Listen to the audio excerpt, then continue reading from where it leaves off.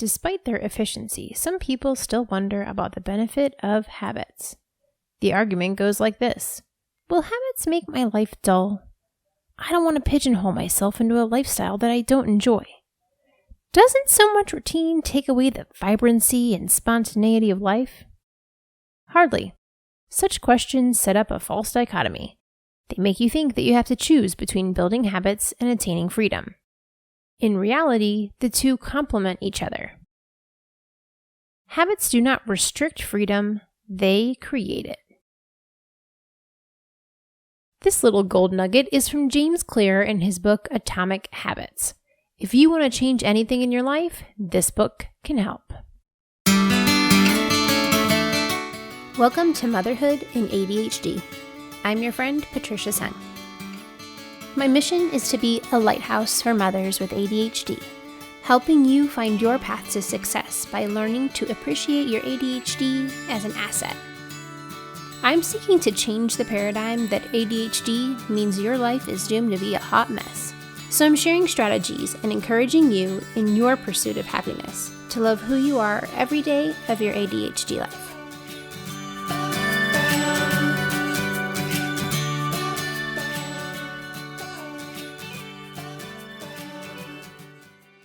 James Clear has outlined simple, clear steps to improve in his book, Atomic Habits.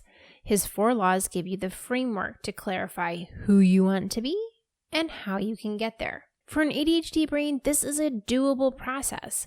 I love that he has taken baby steps down even smaller into atoms and makes achieving goals realistic. Most of the steps are very ADHD friendly. He also has resources that you can download on his website. So I highly recommend this book if you want to make some changes. Now, of course, there's going to be areas where we might struggle with our ADHD brains, and one of them is the mindset. Like I mentioned in the beginning there, ADHD minds cringe at the thought of boredom. But here's the thing, we're not adding boredom. We are eliminating decision fatigue for the things that we have to get done, or really should get done, and leaving our brain power for the things that we want to do.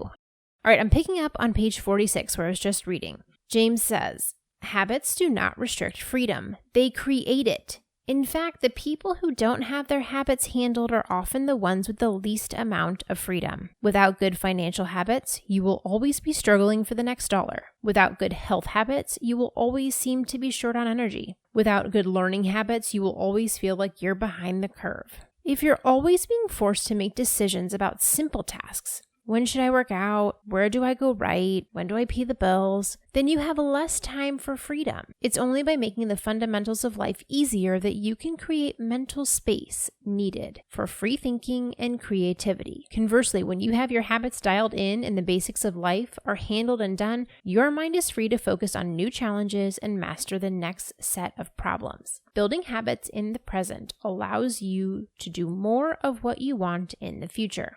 So, 2 points here. 1, mamas, we have so many things that have to get done. Seems never ending. So that's why I love my habits and routines, because they allow me to kind of run on autopilot to get a lot of that stuff done. I'm constantly looking for ways of how to simplify the things that I have to get done, because they have to get done.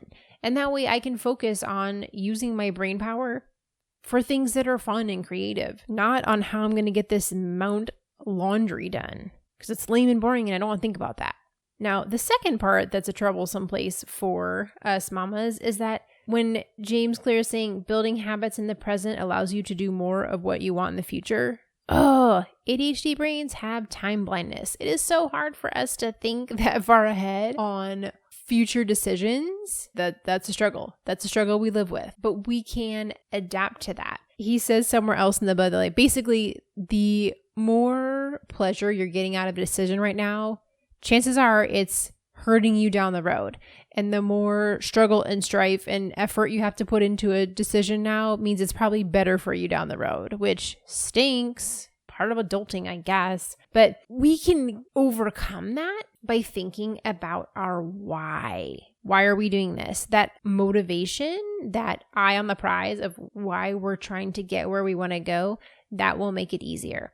So just keep that in mind. This has to be a mindset thing of when you're planning out your goal, you really have to narrow down the why when you have an ADHD brain. You just do. That's what's going to get it done, because then your hyper focus can take over and you'll be super passionate about that thing and you will get it done. That's not a question. But if you don't know why you're doing it and it seems pointless, well, the ADHD brain just doesn't flourish in that situation. So what other ways might we struggle with an ADHD brain? Sometimes he asks us to do things that are long, like super long homework. And at one point he said, write down every habit you do during the day to create an awareness of what you currently do. I was like, James, I'm not writing a whole list of things I do all day. I'm sorry, my brain's not doing that. But I did do part of my day. I looked at my stuff in the morning because that's two of the things that I'm trying to work on right now are things that I want to do in the morning. So I looked at just that section of my day. So do part of the exercise to create the awareness and complete the goal of like why he's asking you to do that. But you don't have to go crazy here. But don't skip it completely, because part of where we struggle is we think like, oh, this habit isn't really a thing that I like to do. I'm not really like a routine person. But you know what? That's a lie. Total lie. Everyone is a routine-based person. All people are routine-based. Simple things like when you back your car out of a parking space. You have a routine. You do it the same way. You don't think about it. It's just ingrained in you because you've done it so many times since you learned how to drive. But that's a routine in the way that you back your car out, or the way that you brush your teeth in the morning, or at what point you grab your coffee in the day. There are things that you do the same every day, even if you don't think about them. Also, sometimes his instructions feel a little rigid, but you can make them fit into your life with a little bit of adjustment. So, this isn't Moses and the 10 Commandments. We're not scribing in stone here. Like, we can adjust things to make them fit for us. And that's something I tell you all the time. When you have a different brain, just make it work differently for you. It doesn't have to look like everybody else's plan. And the other part that I think might be a little bit of a struggle is outlining the entire plan. That might feel like too much for you. I was super excited about it, got hyper-focused, outlined 3 plans in one sitting. Don't recommend it because, Patricia, you're not fixing 3 things at one time. But if that feels too overwhelming for you, then just outline part of the plan, break it into pieces, do it over time. Baby steps, mama. Now, James does not go too deeply into the science behind why our brain does what it does, but enough that we can understand the brain setup and harness that power. Now, for me, I like to know the details of how the brain works, how human behavior works. So I find it fascinating and validating because I know that I'm not broken. Like, this is how my brain functions and I can use that to my advantage. And that why helps me stay on track. So if you want an in-depth look on why brains do what they do and human behavior and how habits are created and all this stuff, I recommend the book Smarter, Faster, Better, The Transformative Power of Real Productivity by Charles Duhigg. Now, if you're not super into that, you don't have to worry about it. I liked it. There were some parts I had to skim over, but I enjoyed that book and understanding actual scientific study behind why our brain acts the way it does in terms of behaviors and cues and results. I thought it was really interesting. Up to you. On the flip side, James gives us the 4 laws of how to build your habits. He also explains how to use the 4 laws to break bad habits. So if there's something that you want to stop doing, you can also use these laws to make that happen. Now, I'm going to walk you through how I outlined my go to sleep earlier plan using the 4 laws. Now, each law has 3 to 5 pieces, so I'm not going to cover every single point along the way. Otherwise, this podcast will be a million years long, but I'm going to go through that one with you. And as a side note, I've already implemented my plan on doing more quiet time in the morning. I started out with a super tiny goal, just 2 minutes. I bundled it with another activity in the morning. It's going really well. So I feel good about putting this book into action there. So my next thing I want to tackle is going to bed earlier. This is not my strong point. I have been struggling with this for my whole life. I've never been somebody who goes to bed early. I have a lot of sleep issues. I'm borderline narcoleptic. I got all the dominoes stacked against me. But I made it my New Year's resolution in 2019 to go to bed earlier. Here we are. By the time this airs, August of 2020, which means I've been working on this for over a year and a half and I haven't made it happen yet. I feel good about the plan that I made using James' 4 laws. I hope this is going to happen. We'll see how it goes. So here is what I did. All right. Law number 1 is make it obvious. Hey, this is great for ADHD brains. We need clear instructions. And I like that in this section, he has, basically it's kind of like Mad Libs where it has a sentence and you just fill in the blanks. So I'm using 1.3. It says use habit stacking. After fill in the blank current habit, I will fill in the blank new habit. So my statement of habit stacking is after my kids are in bed, I will start my nightly pickup and then go get ready for bed. I'm bundling with this because generally speaking, I get my kids in bed and then I start doing some other stuff. The time passes. I'm like, oh, I need to get ready for bed. But before I get ready for bed, I always do a little nightly pickup around the house. I make sure that there are no toys in the path from my room to their room in case there's some kind of emergency because we're still in little kid stage, potty training. Somebody has a nightmare, whatever, yelling in the middle of the night. Thank goodness we're not in that newborn stage, Mama. See you. Don't miss that. It will be over soon. But we are still getting up here and there in the middle of the night, thankfully. Not that often. Anyways, make sure I have the path cleared. Make sure I didn't leave any food out, like leftovers from dinner. The kitchen is decently cleaned up. Dishes are in the dishwasher. If I have to leave early in the morning, bags are ready to go. I have that pattern and that routine in the evenings that I have everything prepped and ready. And then after that, I'll go get ready for bed. So if I can start that portion earlier, I think this will be a step in this direction of success. Now, keep in mind that when you set out this plan, it doesn't have to be like the numero uno A+ plan from day one. I know that when I get into my room, there's a good chance that I might get distracted. I might be like, oh, let me just go ahead and do this face mask. Or I climb in bed and I'm like, let me just scroll through Instagram for a minute. I will have to eliminate those bad habits as well. But for now, I'm at least getting the process started earlier in making my way towards getting ready for bed. Now, the second law is make it attractive. So I'm going to use 2.1, which is use temptation bundling. Pair an action you want to do with an action you need to do. Now, I always looked at it as I have to do the thing I need to do, and then I would reward myself with the thing that I want to do afterwards. But, our ADHD brains don't necessarily work like that. We have low dopamine. We need that little hit of good, and it propels us forward, which James mentions in 2.3, which is create a motivation ritual. Do something you enjoy immediately before a difficult habit. So I'm going to try this because I don't have to be punishing myself or depriving myself because I didn't do the thing I need to do, right? So I'm going to look at it as a enjoyable thing that when I get in bed, I'm going to pair reading a real book, but it has to be nonfiction. That's my stipulation.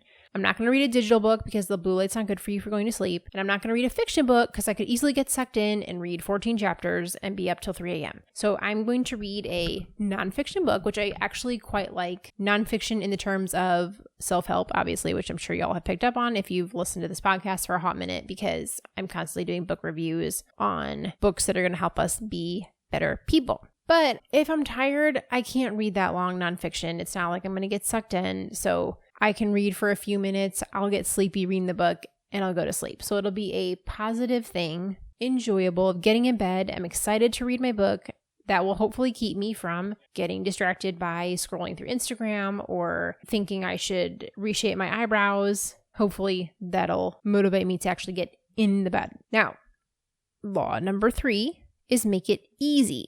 I'm going to use 3.2. Prepare your environment to make future actions easier. So I have cleared my nightstand of all the piles of junk and books that I say I'm going to read and haven't read yet. They are moved out of the way. And my nightstand is clean. It's just, your necessities, tissues, alarm clock, the nonfiction book that I'm going to read for bed. And I do have my phone charger there. I'm thinking I might need to move it. We'll see how it goes. But generally speaking, if I get into bed, if I read the nonfiction book, I'm not going to then pick up my phone. So I think I should be fine there. But, mental note, if that's an issue, I will remove that.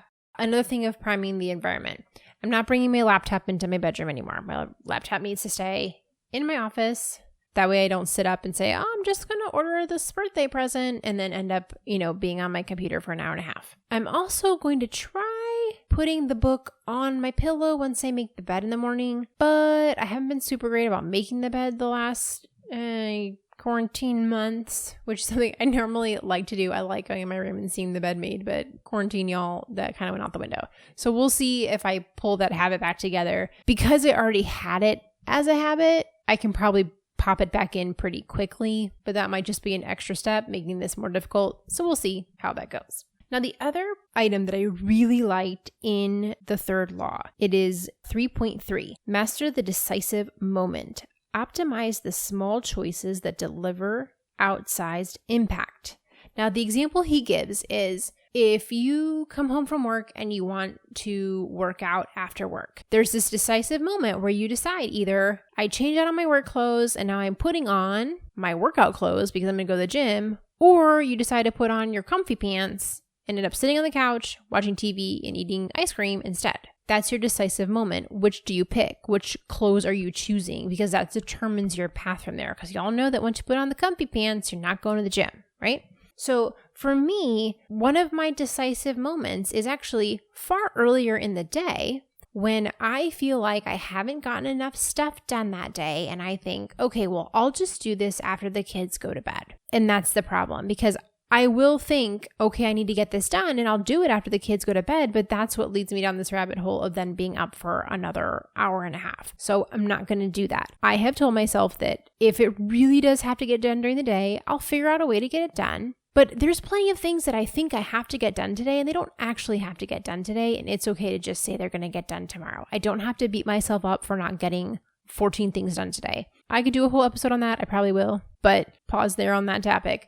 I am deciding that what I got done during the day is enough and I'm not going to plan to do stuff at 9 p.m. Now, I really like the third law, make it easy, because this is the basis of what I talk about all the time, like baby steps. Keep it little. There's a lot of visual cues involved in this, which ADHD brains really need because out of sight, out of mind. And I'm really excited about this decisive moment because it brings us an awareness that we lack. It does take some forethought to sit down and be like, where am I getting off track? Because a lot of times with ADHD brains, we just like, oh, I don't really know. I can't seem to go to bed. Because we don't stop and think about like, well, what happened hours before that got us into that place? I wouldn't have thought 5 hours earlier when I'm thinking, oh, I didn't get enough stuff done, I'm going to have to finish this tonight after the kids are in bed, that would be the issue. But I think it is. So I'm excited about that. I think it's going to be good.